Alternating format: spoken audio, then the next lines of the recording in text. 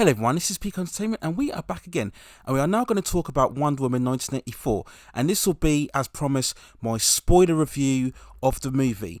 If you haven't seen the movie yet, I do advise you to check out now, go back and catch up with the movie and then come back to this review.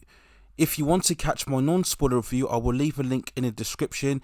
I did that review last week when the movie was released internationally in theatres first, but I thought it would be appropriate to wait until the movie is released in America before doing a spoiler review. That way then everybody has seen the movie and I can't be accused then of leaking the details before everybody's had the chance to view the movie. So this discussion here will be much more of a free-flowing debate on some of the points within the movie that I thought worked well and some of the movies that I thought didn't work as well. If you've seen the movie, then let me know what your thoughts are within the comments below. So we'll start with the beginning of the movie, and really the first of two sequences which I felt were probably, in terms of the action, the best parts of the movie. This sequence here begins, we have the credits, and then we follow to a flashback within Themyscira when we go forward and we see a young Diana taking part in very much of an Olympic Games style of tournament. We see the stadium full of all of the Amazonians, and this was really what I mentioned in my non-spoiler review was great about this film in terms of its colour and its vibrancy and its energy. The whole stadium and the outlook of Themyscira is great. They did this very well in the original and they continue to do this here. It's fabulous. We have Hans Zimmer's music really booming. It's a great intro to the sequence, and we get lots of these really high active sequences where we see the Amazonians jumping over various steps and platforms and obstacles. It's all great to watch, and to be honest,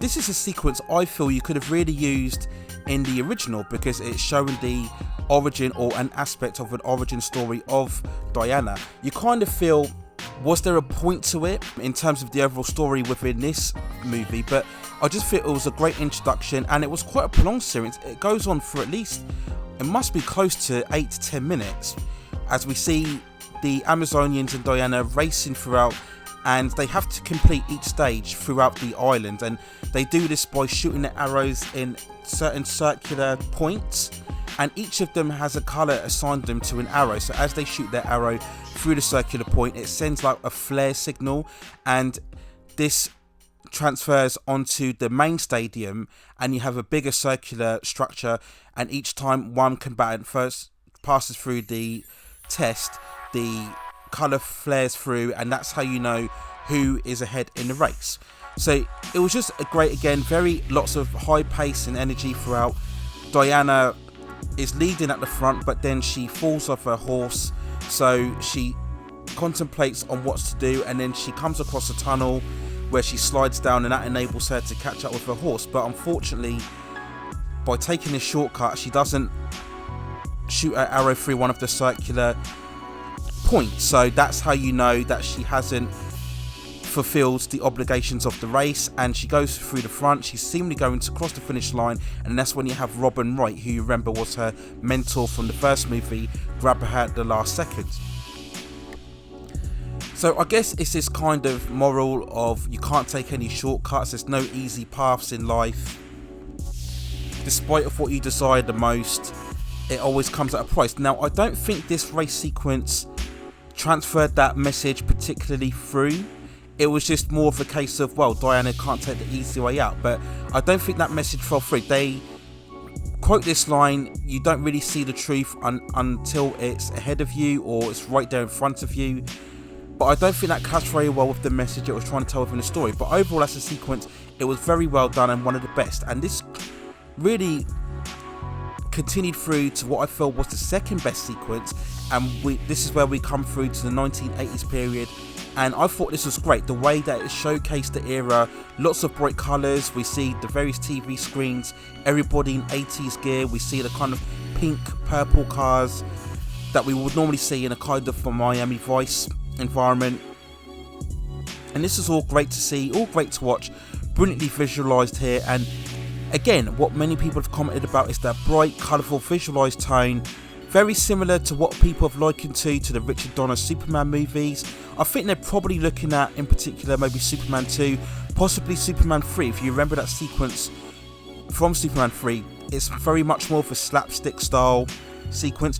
I don't think that was the case quite here in this sequence. It wasn't slapstick, I didn't think it was. I just think it was a great comic book-esque way of opening this type of movie, as we see Diana taking on and rounding the various criminals using her lasso of truth.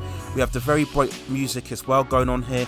I just thought it was a fabulous sequence. This is really, as I mentioned in my non-spoiler review, how you should be showcasing a lot of the DC heroes. Okay, some DC heroes have a much more darker story, and this sequence wouldn't be appropriate for their particular narrative, but when you're talking in particular likes of Superman, The Flash, Wonder Woman, this is the right tone, this is the right way to go, and it once again showcases how much more Patty Jenkins is more adept at identifying a character, what makes them tick, what is special about them, and translating that on the screen. And this is something, I'm going to keep saying this, that Zack Snyder misunderstood about Superman. He just tried to instill his own beliefs of anti and deconstructive heroes into the character, and that's not the right fit for the Superman. This sequence here, where we see Diana swinging her lassos across the shopping mall, bouncing off various criminals, picking them up by their feet and just rounding them into corners, not having to brutally take them down, not having to severely injure them, just taking care of business. And there's a really cool sequence where she uses her tiara and she bounces them all off the security cameras because she wants to hide her existence as Wonder Woman. It's all great. I also love the sequence where she saves the kid and she deflects them onto the teddy bear just to make sure they're okay. Again, just great personality, and I think this is also something that maybe was lacking in the Captain Marvel movie, that great vibrant colour, because it just adds personality to the superhero character that you're telling the story of. And this was just a great sequence again, and Gal Gadot, as throughout the movie, she looks fabulous out, just looks very beautiful and stunning throughout all of these sequences. And as I was watching this scene, it just got me really frustrated in how the DCEU was handled, and I just felt, had you established and installed much more of this appealing aesthetic to, again, in particular Superman and The Flash as well, I just think the DCEU would have transcended a lot more across audiences. So just a great sequence along with this too. And something that just frustrates me a bit is that I think both of these scenes, they've released these footage online, and I don't like that. I don't like when they showcase the first 10 minutes in full or the first 5 minutes in full of a movie. I just think, if you're going to release these theatres, and we know the controversy behind the fact that this will be simultaneously displayed on HBO Max, but if you're going to do that, then make the film exclusive just to theatres. Don't release some footage within online, whether it's 1 minute, 2 minutes or 5 minutes. Don't do that. I just think, again, you're just stripping away the theatrical experience, however limited capacity it is in. I just think that's not something that I'm in favour of. So the next thing I noticed was just the appearance of Steve Trevor, which I thought was just a bit weird how it came about. They did trick you a bit, because in the trailers it makes you seem that Chris Pine appears in full form, but when you watch the movie, of course, Steve Trevor appears in someone else's body. Now, I don't really know why they did that, because as we all know, Steve Trevor, he appeared in the 1940s era, so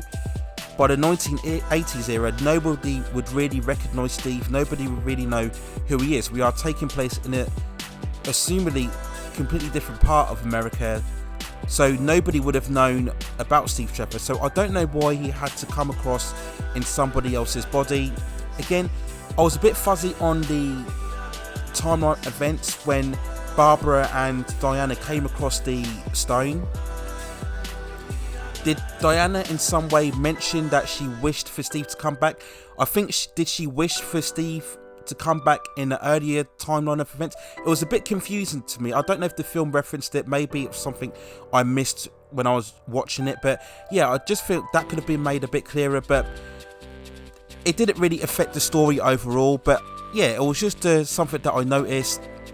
But overall, it didn't really matter, because as I mentioned in my non-spoiler review, I thought both Steve and Diana had very good chemistry and dynamic overall. And I think I can understand why they got Chris Pine together. A, because that relationship was one of the best parts of the first movie, and I think B, Gal Gadot is a great fit for Wonder Woman aesthetically, but I think, yeah, there are some times where she does struggle in terms of honing in her performance. It's not completely consistent in terms of her acting, and I think she does need that someone alongside her to just help her, guide her through her performance. So as well as Chris Pine, she also had Kristen Wiig on here as well, so I think that helped her throughout. So it was no surprise that they brought Chris Pine back this time for the sequel, and as I mentioned before, he is a versatile actor. One big talking point for me overall was the movie and the several messages that it tried to display throughout the movie, and sometimes some concepts came across better than others. There was a clear intention here. Patty Jenkins, she clearly wanted to make a point about a certain time period that we were in terms of the political aspects and the social attitudes within the community, within the culture that Diana has resided herself in here. Now, some messages I didn't mind as such. I thought maybe some messages were a bit more provocative than others. One in particular, if you notice throughout the movie, there are constant comments by men in terms of the appearances of both Barbara and Diana. We see this earlier on where we see a few men not coming on to Diana in a slimy fashion, but commenting on her looks and appearance. And of course, later on, once Barbara makes her wish and she starts noticing certain, let's say, improvements about her appearance, and she starts wearing a lot more tight clothing, more figure hugging clothing, and then she's walking along the streets or she's walking along certain parties. When she walks in the museum, certain men are drawn to her appearance. And I don't know if this was Patty Jenkins again making a certain commentary about men's attitude and the fact that we are just concerned more about how women look, and we're not really willing to get to know them on a personality basis. Again, it's not a message that stays throughout the movie, but I just was picking up on it. And again, if you notice Maxwell Lord, when he first meets Barbara in the museum, he of course is very drawn to her and he's making references to her. And then of course when Diana comes along, he kind of shifts more to her. So I just sensed there was a bit of commentary throughout the movie about men's attitude towards the 80s. Now, you can agree with that or not, but again, was that necessary? Maybe not, but I think the movie got away with it because it doesn't stay with that concept throughout the movie, so I was able to dismiss it or let it go.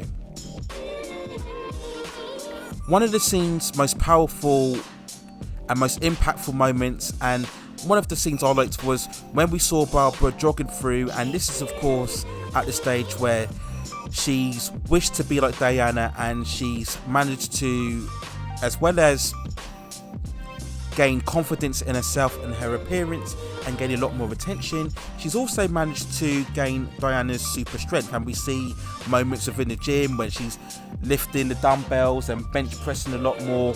Those are very comical moments. And this scene when she's jogging through, we see the same guy who assaulted her earlier on of the movie, and Barbara had to be saved by Diana. And this time, of course, Barbara has gained a lot more strength. So when the guy comes onto her again, she brutally takes him down and assaults on him. I have read a few stories that this sequence was cut.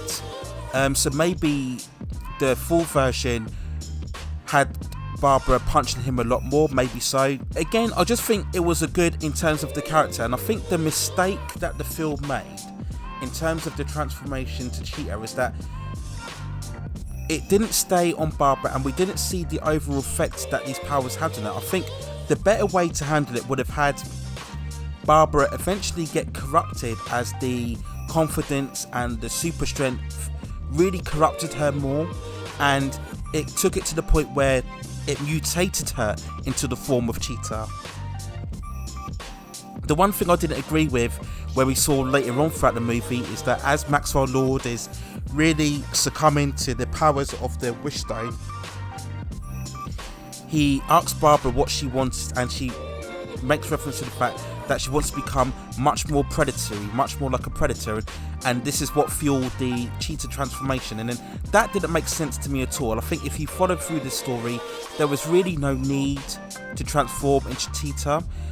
If you wanted to fuse the Cheetah transformation, you had to make it so that the power was overwhelming Barbara, just like it overwhelmed Maxwell Lord, right? And that the more that she was using her gifts, using her powers, the more that it was taking over her. And again, you can draw that to the fact that they made reference that the gemstone was part of an ancient god or an ancient monster back in the previous eras that Diana had lived in before. So maybe that's what you could have drawn to, right? Because Wonder Woman, as we all know, involves very much the godlike characters and creatures, so you can fuse those supernatural elements a lot more, and it just would have felt a lot more true if Barbara had been taken over by the Force, and that's what fueled the transformation, and she was losing control and became a lot more full of rage and a lot more psychotic. That would have made a lot more sense, and I feel that would have added a lot more impact to the fight sequence between her and Diana, because it wasn't convincing. And again, along with the very weak CGI, again, I mentioned in my non-spoiler review, I was very disappointed how they rendered Cheetah, because again, she's the most famous of Wonder Woman's rogues gallery, even though Wonder Woman doesn't have that same extensive list of villains, not only from Batman and Spider-Man, who were really the two top levels, but even the Flash, even Superman, who both of whom have a good enough round of villains. Wonder Woman doesn't have the same level, so they really had to make sure that Cheetah made a big impression, and I don't think they did, and that was sad to see. That was a very disappointing aspect throughout the movie for me. We go on to another one of the movie's messages that I think it was trying to portray, and that is in the sense that as Maxwell Lord was getting more corrupted by his power and his influence, and he was meeting up with various military leaders and political figures, and each time, of course, he had to touch them and ask them what they wished for in order to gain his power. Now, what I had a big problem with is that every single person in charge, again, they were all male, which take that as you will, but every single member in charge basically wanted to have more power, more violence, more nuclear weapons, more influence, and this of course had a negative tone within the world in general. This is what caused more mayhem, more chaos and more destruction. Now, I get it, yes, a lot of military leaders are very power hungry, do get corrupted by the status, and yes, are warmongering to a degree, but not every political leader does, you know. Was it too out of the left field to assume that no political leader wanted world peace or wanted much more coalition or cooperation with other of the world nations? Every single leader was selfish and only wanted to gain for themselves, not necessarily for their own people, right? And I just despise that idea. And I realise, again, this is in the 1980s, and yes, maybe Patty Jenkins was tying more to the Cold War, but remember, the Cold War was primarily the relations between the Soviets and America. It wasn't to all nations, right? So I just despise that fact. Again, all military leaders were warmongers. Yes, that is a facet of the Wonder Woman storyline, that the Amazonians feel that all men are warmongers, but of course, the evolution of that story is that when Diana crosses over outside of Themyscira into the outside world, she realises that not the case, that not all men vying for war and conflict, that there are men that are good as well. And I think the film should have latched more onto that, and this film didn't as such, so I didn't agree with that message. Another message that I didn't like is that because we desire or we push for what we desire the most, that ultimately means that when we get what we want, that means the whole world descends into chaos.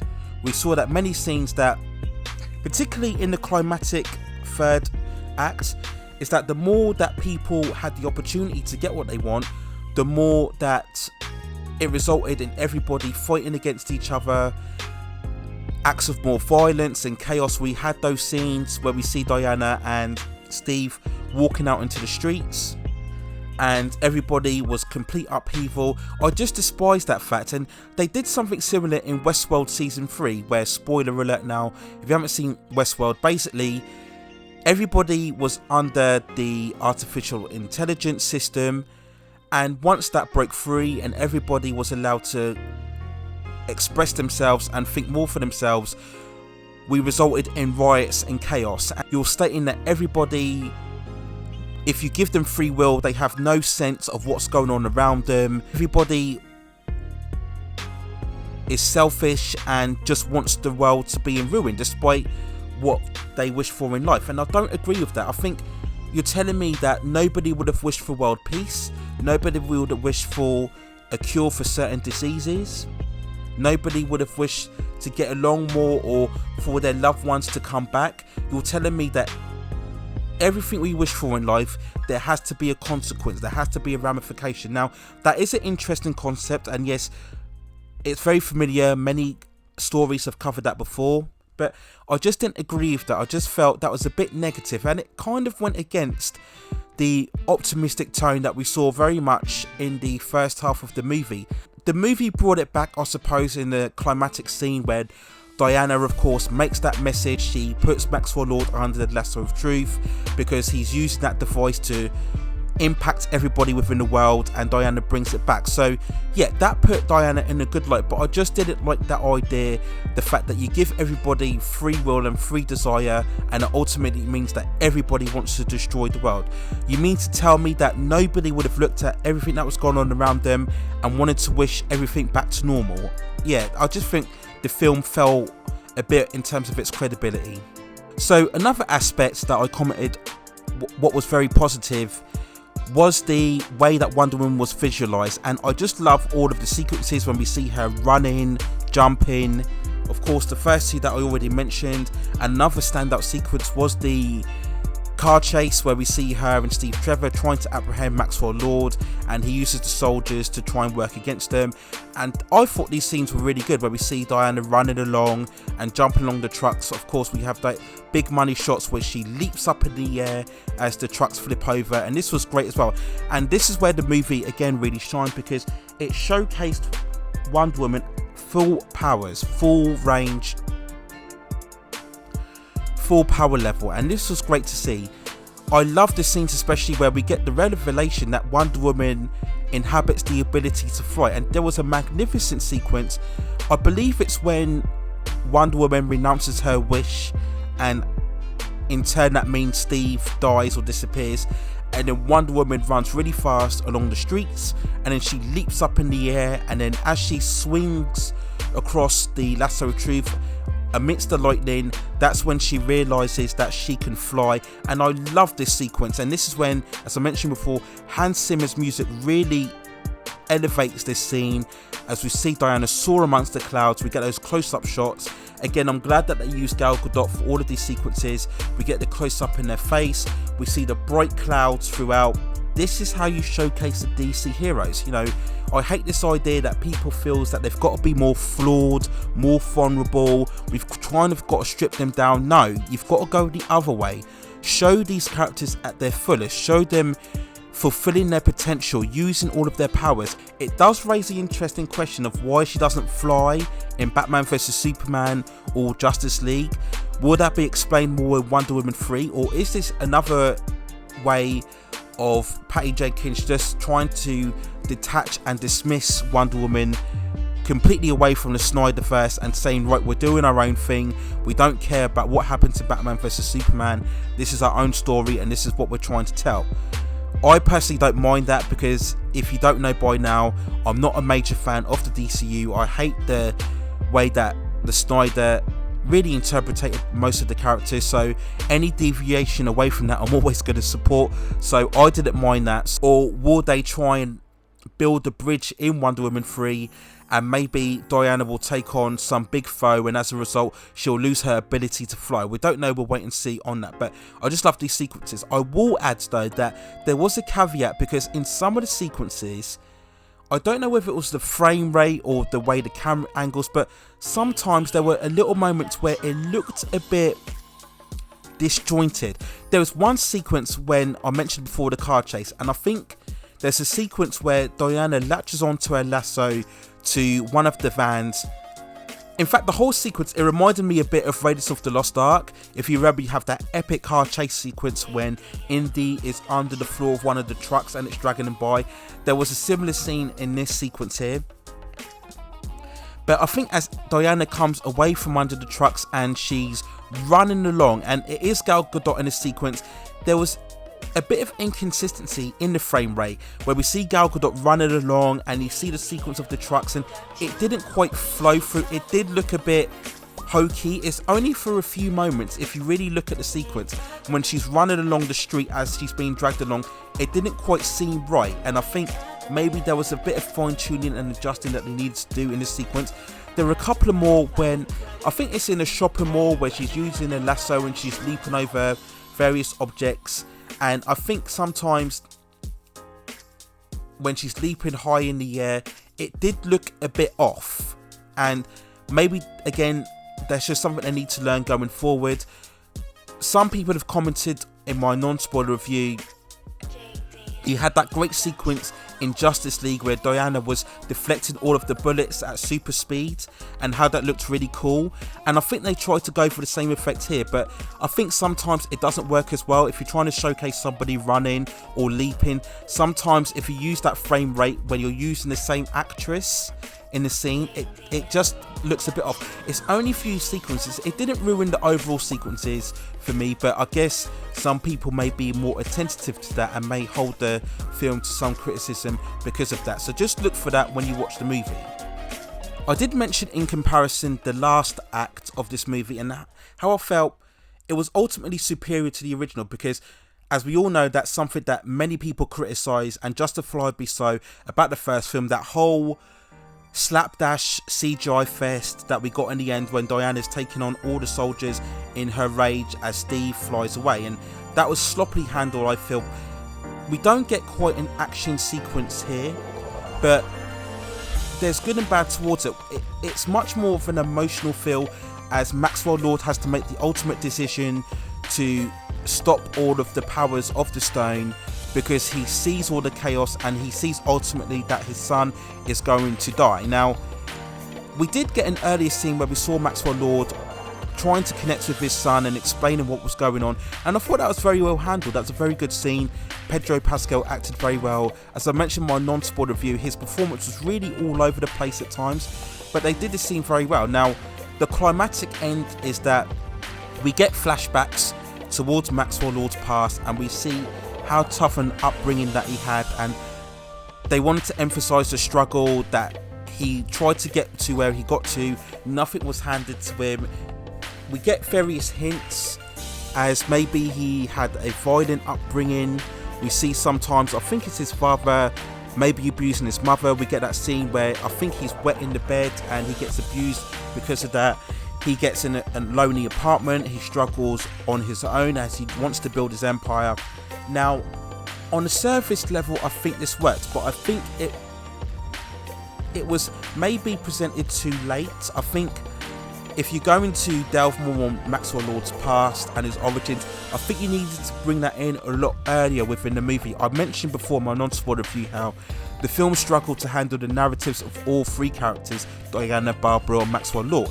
Now, again, they wanted to go for a much more of an emotional climax, and on an aesthetic level it worked. Again, the montages were handled very well, and again, if you throw in Hans Zimmer's music, all that together, it works very well. But I just think on a more storytelling level it was a bit lacking, because I think again you should have handled this a lot earlier. You should have introduced these beats a lot earlier, and I think that would have given the movie a lot more weight and added a lot more weight to Pedro Pascal's character in Maxwell Lord. So on a surface level it worked very well, but I think, yeah, that character depth we needed to add through more earlier on within the story. But overall, I did like the ending. I just liked the way that it was rounded off a lot more nicely. It was a very sweet-natured end, very measured at the end. Diana says, so many delights or so many things, as we see the air balloon fly away. It's got that crimson star that we associate, of course, with Wonder Woman. So overall, that was a nice, sweet ending, a good way to end it. There was no kind of hints or connections to the Zack Snyderverse in terms of Batman vs Superman. There was one hint, and I don't know why they did this. When Diana is making her speech and we get the montage scenes of Maxwell Lord, for some reason they played the music that we saw in the opening scenes of Batman vs Superman. The title track, I believe, is called Beautiful Lie, and it's basically played over where we get the flashback scenes of Bruce's parents getting murdered. But for some reason they played it here, and I'm not sure why, because we get no connection or reference at all to Bruce Wayne or Batman at all. So I don't really know why they use this. Is this a re-edit? Is this part of a potential reshoot where the original draft maybe had some reference to Bruce Wayne and Batman, and maybe it got changed halfway through, but then why would they leave the music in there? I'm not sure why they did that, because I think if you're gonna hint to Batman vs Superman, you would have needed a further scene, right? I don't know, maybe we'll get something in the extended edition. I'm not sure, but I just queried that. Again, some people, you may not notice it. If you haven't seen Batman vs Superman, it won't really have any impact to you, so I guess it's not really a major flaw in the movie as such, but I just wonder why they chose that. There's no way you can link this to perhaps say Bruce Wayne might have made a wish amongst the carnage, and maybe some way this will have an effect on the Snyderverse. People have dropped the theory that maybe Wonder Woman, we would get some effects that maybe could splinter off into an alternate timeline, and maybe we can erase the events of the Snyderverse. That's not the case now, because as we know, we're pushing forward with the Snyder Cut, and if you believe some speculation, we're assuming getting an R-rated version of the Justice League that may be released in theatres. Why we're getting that, I'm not sure. So I think the Snyderverse is here to stay for now, and there's clear intentions you can see from HBO Max certainly to continue furthering that side of the Snyderverse on the streaming platform. So again, maybe I'm just going over the top here, but there was no real further hints as to why they used that musical cue on there. So overall, those are my spoiler thoughts within Wonder Woman 1984. As I mentioned, I like the ending, very well rounded off. Know that we will be getting Wonder Woman 3. When we will be getting that, I'm not sure. Obviously, that's dictated very much by the COVID situation that we are in here. So overall, as I mentioned in my non-spoiler review, it was very solid, with spectacular moments, full of vibrant colour and energy, but a bit messy in terms of its narrative, and didn't handle its climax and some of the themes and concepts throughout the movie very well. But let me know what you think in the comments below. I know this has been a very lengthy discussion, but as I mentioned before, it's much more of a free-flowing discussion and debate as the elements within the movie. Are you very excited for Wonder Woman 3? Do you think it's well handled? Do you think Gal Gadot is still a very good interpretation of Wonder Woman? I think she's a solid interpretation of Wonder Woman. She's not my definitive take of what I would imagine as the superhero, but I think she does well, good enough for this current climate that we are in. And I think Patty Jenkins is a good director, and I just wish, as I mentioned before, that she did direct Superman, or she would have had a far more better grip than I believe Zack Snyder did. But let me know what you think in the comments below. If you have any further questions or issues that you want me to see me do another video of Wonder Woman, then let me know and I can provide that for you in the future. Please hit those like and subscribe buttons and help me provide more high content for you in the future. But that's it for now. Take care of yourselves, stay at safe distances, and I will see you very, very soon.